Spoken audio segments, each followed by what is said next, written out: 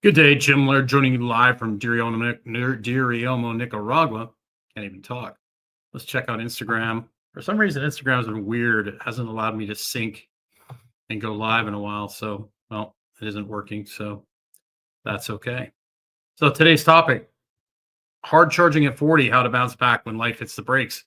We're going to mainly focus on men today, but this really can apply to women as well. But over the years, particularly the last 3 years working in medical practice, you get these men, highly successful, usually business owners, have a family. They've been driving hard for a long, long time, and all of a sudden they hit 40 years of age, and things start kind of coming off. The wheels start coming off the car.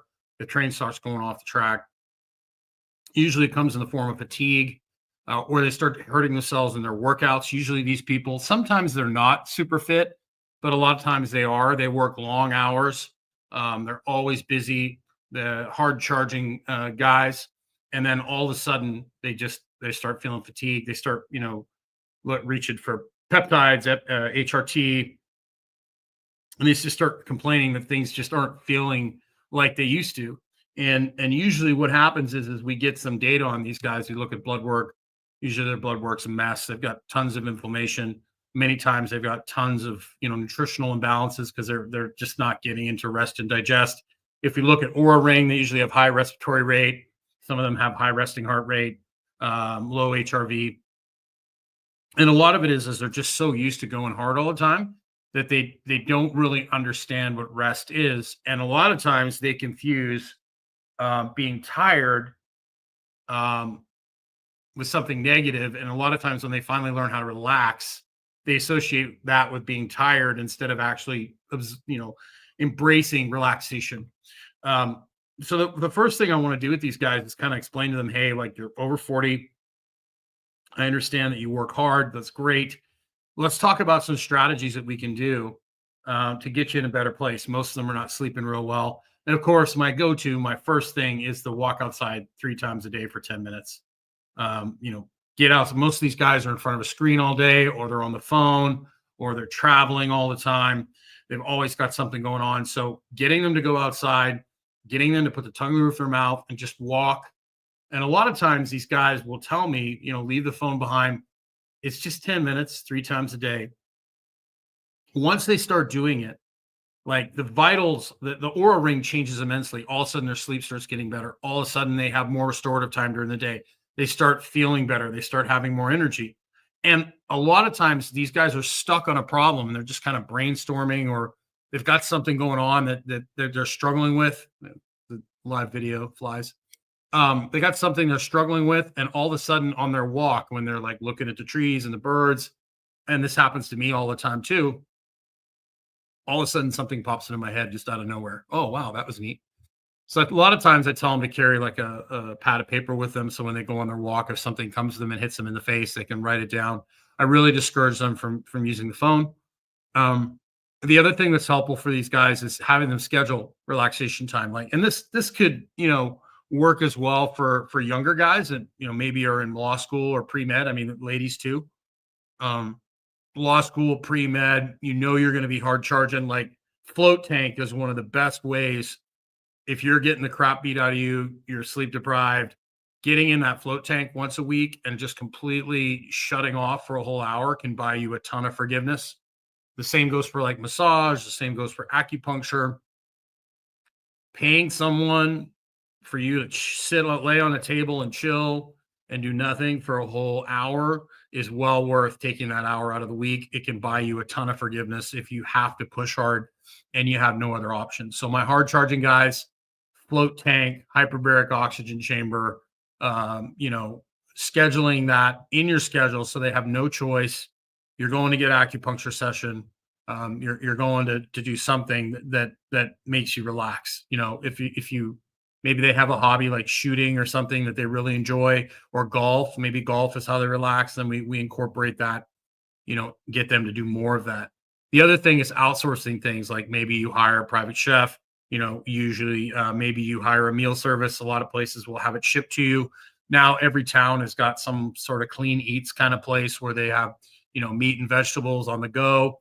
Even stores like Sprouts in the U.S. has pre-made meals that consist of like usually salmon or steak or chicken with some vegetables and some sort of root vegetable. So that's perfect.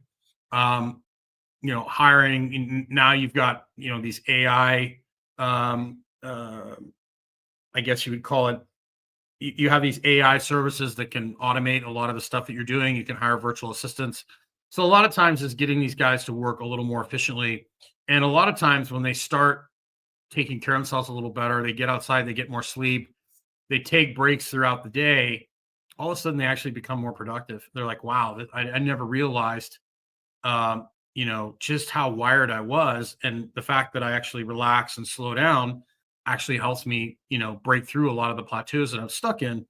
Um, so that's important. And also, a lot of times with these guys, it's simplifying supplementation. It's maybe looking at, if they're on HRT, how much testosterone they on. A lot of these guys are hard chargers. So they're pushing high numbers. You start getting into higher levels of testosterone, close to super physiological levels. It basically makes it almost impossible for you to sleep. A lot of guys get anxiety when they, you get the thing about testosterone is if you're super low, you get anxiety. And if you're in depression, if you're super high, you get anxiety and then you don't sleep and that can lead to depression. So there's a window in the middle that you don't want to be too high. You don't want to be too low. There's a sweet spot where you're actually relaxed. You feel good. Work feels good. But a lot of these guys will chase higher numbers because that's just in their DNA. Like, 600 is not good enough. I got to be over 1,000. Right. And so a lot of times, a lot of these guys have to dial it back a little bit in order to, get themselves to actually relax and feel good. Because the harder you drive the car, the more maintenance you got to do on it. So that's basically the bottom line on that. So the big thing would be is no matter who you are, really, is, make time to chill, make time to shut it off and shut it down so you can push hard when you need to. So the harder you work, the harder you need to work in. And that's just a concept today that most people don't understand. Most people today are constantly busy. They're constantly scrolling on their phone. They don't get any silence. So getting people to shut off and relax, it's just foreign. It's just really foreign to people. They have a hard time with it. I even have a hard time with it. But it's easier for me because I just walk right off my patio into a rainforest, and that allows me to just kind of reset and chill. The other thing I tell guys to do, or people in general, is, when you're driving in your car, put the tongue in the roof of your mouth, breathe through your nose, slow it down. Um, take some time. A lot of these guys are so driven. They're doing podcasts, they're doing all sorts of stuff. Every once in a while, just go on a drive and just enjoy it and just be present. And instead of, constantly on a call, book some time every day for you to sit quietly. And you'll be surprised how big a difference that'll make in your productivity. So, of course, I have my Vitality Brotherhood and Vitality Sisterhood groups where I, share all sorts of information about working with highly driven people. Most of the people that come to me are usually working really hard and not getting the results that they want. And it's a matter of fine tuning things and helping them figure out what works best for them. So you could come into those groups, ask questions. I'd be happy to answer them for you. Of course, I have some coaching programs for men and women. I'd be happy to talk to you about those. You can message me in Vitality Brotherhood or Sisterhood, or you can go to vitalitybrotherhood.com and click on the recommended products. There's a link to book a call with me. And then, of course, I've got links to Pharaoh, which is one of my show sponsors. I just started, I'm just going to start promoting US Wellness Meats, which is a service I used when I was in the US for years. I used to order my dog food from them. I used to order pemmican from them. I used to order a number of things. US Wellness Meats is awesome. So if you enjoy the show, it's a great way to support. And of course, I've got all sorts of products that I recommend on that recommended products page. So you can go over there and check that out. Let me know what you're doing to how do you recharge? Do you garden? Do you have hobbies, woodworking, golf? What are the things that you do to kind of put gas back in your tank to recharge? Or are you one of those people that really struggle with that, like I am? I have to literally deliberately do that. Like I just before this, I went for a walk, then I went and got in the pool. One of the reasons I'm here is it makes it a lot easier for me to relax and to shut off. But I will say, being active is super important. And the one thing I've learned about being here and working virtually for like the last 3 or 4 years is when you're in front of a screen all day, it's highly stressful. Like I'm shocked at how stressed my body was when I wasn't like being really active because I'm used to coaching and being physical all day. And I have my data from years ago when I was coaching multiple groups a day, and I've just kind of revived that coaching baseball here in Nicaragua, working with a professional baseball team. My stress levels are way down since I started getting outside and coaching all morning. Like I coach from 8 in the morning till 12 noon. Uh, and then I usually work with a couple people at the gym after that. So I'm literally, today's a shorter day because it's Friday. We have games on Saturday. We have a doubleheader Saturday, a doubleheader Sunday. So we have two 7 inning doubleheaders on the weekend.